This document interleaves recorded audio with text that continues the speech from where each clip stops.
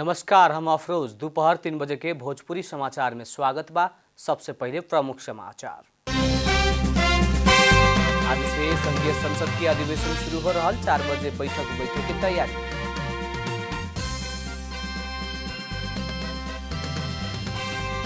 स्थानीय तह निर्वाचन के मत परिणाम आवे के क्रम जारी। पहिलका स्थान में कांग्रेस। काठमाडौँ महानगर में स्वतंत्र उम्मीदवार बालेन्द्र शाह की अग्रता कायम। चुनाव के नतीजा से गठबंधन दल सहकार्य करे के ना चाहल। एकीकृत समाजवादी के अध्यक्ष माधव नेपाल की टिप्पणी। निर्वाचन भाड़ेला सरकार ही लाग रहल एमाले के आरोप। फिनलैंड आ स्वीडेन से नाटो के सदस्यता लेवे के निर्णय प्रति टर्की के विरोध। नेटो में शामिल होखेला कैल अपील अपना सबके मान्य ना होखे के। युगांडा विरुद्ध के दोसर का T20 अंतर्राष्ट्रीय में नेपाल बैटिंग कर रहा। पहिलका खेल में भइल हार के बदला लेवे के नेपाल की योजना।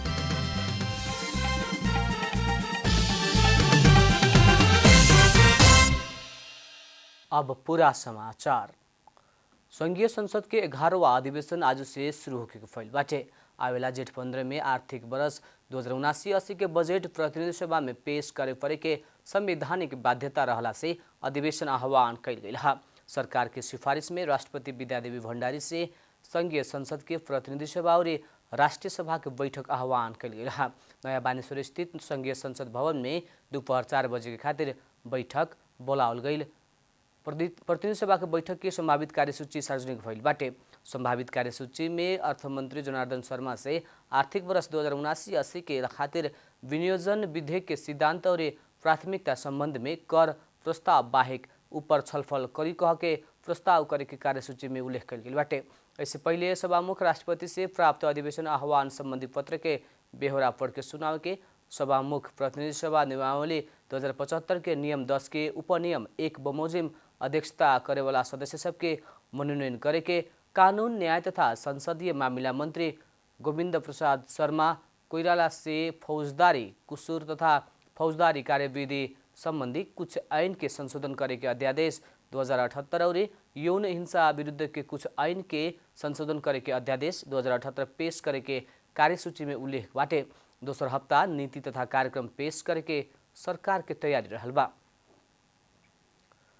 बीतल सुख के संपन्न अधिकांश पालिका के मत परिणाम आवे के क्रम जारी बाटे। अभी तकले नतीजा प्राप्त पालिका मध्ये एमाले 88, कांग्रेस 133, माओवादी 64 और एकीकृत समाजवादी 4 पालिका में विजय बनल बाटे। 6 गो महानगरपालिका मध्ये काठमाडौँ महानगरपालिका में स्वतंत्र उम्मीदवार बालेन्द्र शाह शुरुआत से ही अग्रता कायम रखले बाड़न त बाकी 5 महानगरपालिका में सत्ता गठबंधन के साझा उम्मीदवार सब अग्रता लेहले बा। अभी तक के मत परिणाम मुताबिक 6 महानगर मध्ये 2 गो में कांग्रेस अग्रता कायम रखले बाटे। वैसे ही माओवादी, जसपा, समाजवादी और स्वतंत्र 1 गो महानगर में अग्रता कायम रखले बा। कांग्रेस ललितपुर और विराटनगर के मेयर में अग्रता कायम रखले बाटे। माओवादी भरतपुर में अगाडि बाटे त एकीकृत समाजवादी पोखरा में अगाडि बाटे। जनता समाजवादी पार्टी वीरगंज महानगर में अगाडि बा। नेकपा एकीकृत समाजवादी के अध्यक्ष माधव कुमार नेपाल गठबंधन के विषय में समीक्षा करे परे के बतौले माने। मंगर के 29वां मदन आश्रित स्मृति दिवस के अवसर में नेकपा एकीकृत समाजवादी से पार्टी केंद्रीय कार्यालय में आयोजना कैल कार्यक्रम के संबोधन करत अध्यक्ष नेपाल गठबंधन के विषय में समीक्षा करे के बतौनी हुए। वहाँ के स्थानीय तह निर्वाचन के परिणाम अपना से पार्टी सबसे प्राप्त करे पड़े वाला हिसाब से उतना ना भइल बतौले बानी। वहाँ के पार्टी अपेक्षा कैल मुताबिक मत परिणाम ना आवल कहत गठबंधन के घटक सबसे ही अपना सबसे सहकार्य करे के ना चाहल उल्लेख कैनी। निर्माण का सवालमा हामीले गम्भीर छलफल चलाउनुपर्ने आवश्यकता छ। हामी निर्वाचनको पनि गम्भीर समीक्षा गर्नेछौँ। हामी सहकार्यको पनि हाम्रो यो गठबन्धनको पनि कार्यको पनि समीक्षा हामी गर्नेछौँ। समीक्षा गरेर हामीले कहाँ राम्रो गयौँ, कहाँ त्रुटि गयौँ र आगामी दिनमा के कुरामा हामीले होस गर्नुपर्ने हो।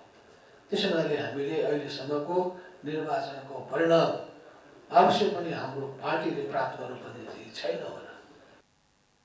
अध्यक्ष नेपाल पार्टी के मजबूत जग में खड़ा करे के जनता के हाथ में क्रियाशील कराव के नेता कार्यकर्ता के आग्रह कैनी। भोजपुरी समाचार में अब छोट विश्राम।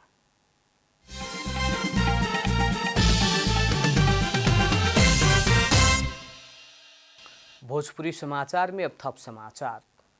नेकपा एमाले के वरिष्ठ उपाध्यक्ष ईश्वर पोखरेल अभी तकले जनमत के हिसाब से नेकपा एमाले ही देश के बड़का पार्टी भइल दावी कैले बानी।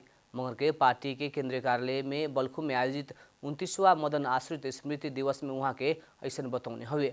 वरिष्ठ उपाध्यक्ष पोखरेल तत्कालीन राजनीति में देश के प्रतिगामी रास्ता तरफ ले जाए के खातिर परल गठबंधन के विरुद्ध में संपूर्ण लोकतंत्र पक्षधर सब एकजुट होके के आवश्यक रहल बताउने।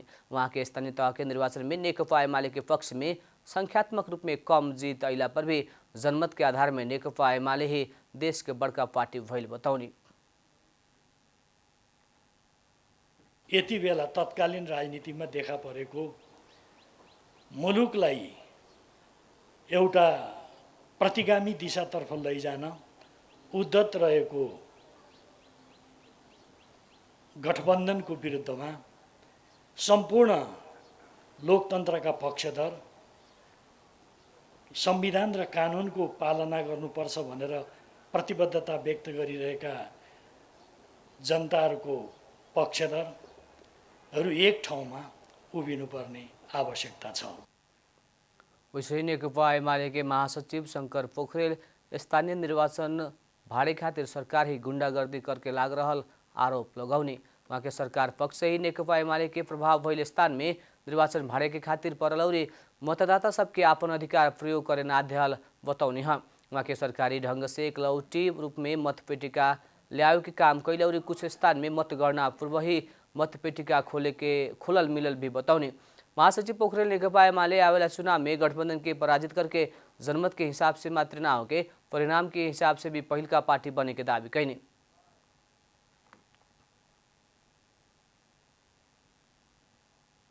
हामीसँग एक्लै मुकाबिला गर्न सक्ने आँट अहिले पनि कसैसँग छैन।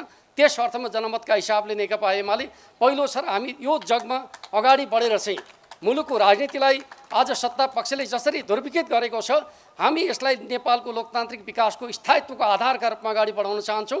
हामी यो गठबन्धनसँग भोलिका दिनहरूमा पनि मुकाबिला गरिकन नेकपा एमालेलाई बलियो शक्तिका रूपमा स्थापित गर्नेछौँ।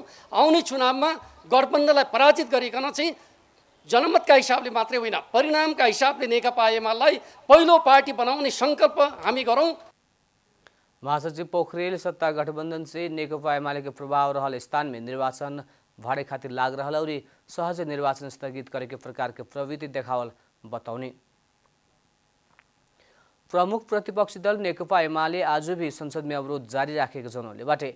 मंगर के मदन आश्रित स्मृति दिवस के अवसर में पार्टी केंद्रीय कार्यालय बल्खु में आयोजित कार्यक्रम के बाद संचारकर्मी सबसे बोलत उपाध्यक्ष सुभाष चंद्र नेमांग नेकपा एमाले अभी तकले पार्टी के कोनो भी नया निर्णय ना लिहा चुकल बताओले बानी। वहाँ के संसद में निर्विरोध उपस्थित होके कि ना होके के बारे में पार्टी से नया निर्णय ना लेहल लेकिन छलफल में रहल बतौले बानी। उपाध्यक्ष नेमुआंग स्थानीय निर्वाचन के मत परिणाम आ रहला से ओकरा के ध्यान में राख के नया निर्णय में पुगे के बताउने हुए। वास्तवमा गठबन्धन हुन्छ हाम्रो संविधानले नै त्यसका आधारहरू प्रदान गरेको देखिन्छ। तर त्यो गठबन्धन भनेको संसदीय मूल्य र मान्यता बमोजिम हुनुपर्छ। मूल्य र मान्यताको विपरीत भएका गठबन्धनहरू देश र जनताको हितमा हुँदैन, त्यही सम्बन्धित पार्टीकै हितमा पनि हुँदैन। यो कुरालाई सबैले ध्यानमा राखेका छन् भन्ने कुरा मलाई लाग्छ र यही ताली पनि सायद जनताले गरेको निर्णयमा त्यो कता कता त्यसको झलक आउँछ। उपाध्यक्ष नेमुआंग सत्ता में रहल दल सब प्रमुख प्रतिपक्ष के विरुद्ध में गठबंधन करके प्रमुख प्रतिपक्षी के अकेले बनाव के काम कैल आश्चर्य भइल बतौले बानी।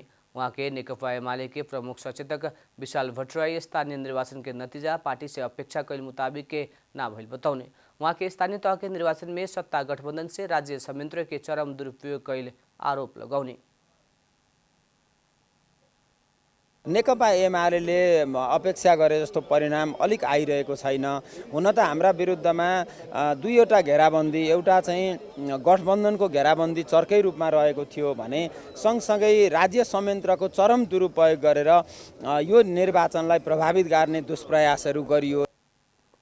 प्रमुख सचेतक भट्टराई स्थानीय तह सदस्य निर्वाचन में प्रमुख प्रतिपक्षी दल नेकपा एमाले के 2 किसिम की घेराबंदी कैला पर भी नतीजा निमन आ रहल बताउने। वहाँ के स्थानीय तह सदस्य निर्वाचन के नतीजा बारे में पार्टी से समीक्षा करके भी बताउने। अब आर्थिक समाचार। नेपाल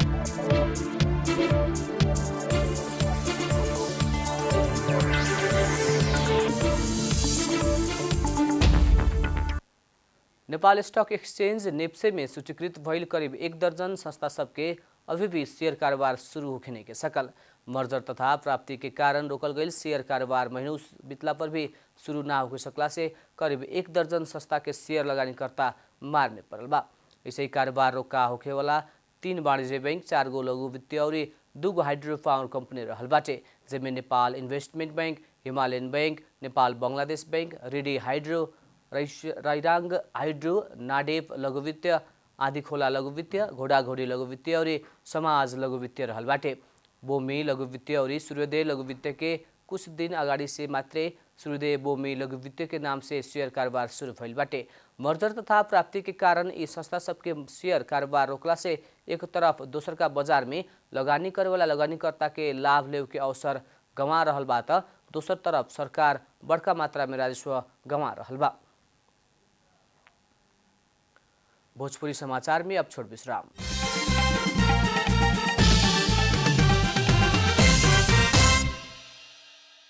भोजपुरी समाचार में अब अंतर्राष्ट्रीय समाचार। फिनलैंड और स्वीडन नेटो के सदस्यता लेवे के निर्णय प्रति टर्की के राष्ट्रपति विरोध जनौले बानी।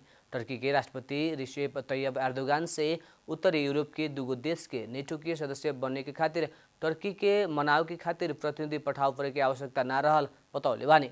टर्की के राष्ट्रपति रिसेप तैयब एर्दोगान ऊ 2 राष्ट्र से नेटो में शामिल होके कईल अपील अपना सबके मान्य ना होके के बतौने हवे।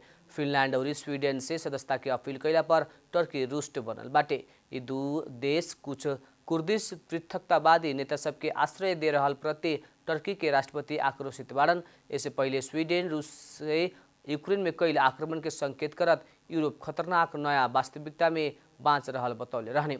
रूसी राष्ट्रपति व्लादिमीर पुतिन इससे पहले फिनलैंड और स्वीडन के 30 सदस्यीय सैन्य गठबंधन में शामिल होके के कदम से मस्को के प्रत्यक्ष खतरा ना भइला पर भी सैन्य पूर्वाधार के विस्तार से मस्को के क्रेमलिन से प्रतिक्रिया देव के शुरू करे के बात में जोर देले रहनी। टर्की के राष्ट्रपति एर्दोगान स्वीडन के आतंकवादी संगठन उत्पादन के यात्सरी के संज्ञा भी देले बानी। टर्की ई 2 देश सबके आतंकवादी संगठन कुर्दिस्तान वर्कर्स पार्टी के सदस्यता लेहल आरोप भी लगौले बानी। अब खेलकूद समाचार।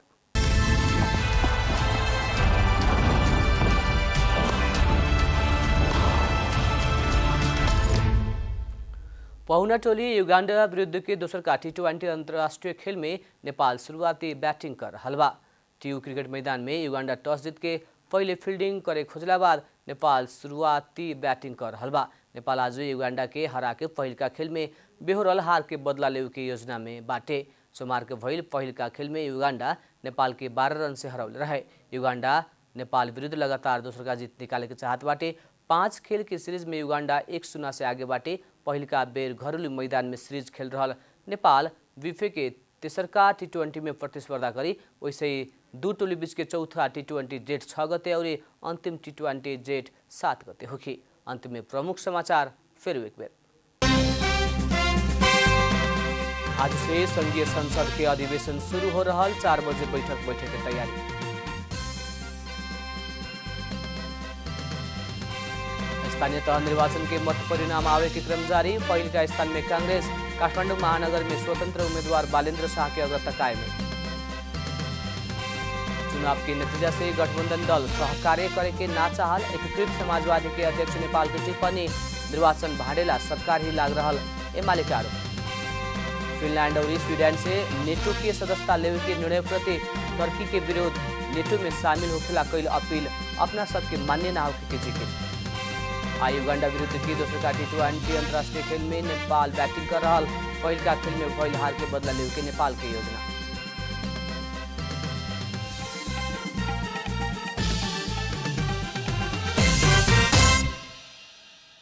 भोजपुरी समाचार अभी खातिर इतना ही। जनता द्वारा जनता खातिर प्रसारित जनता टेलीविजन देखत रहें। प्रणाम।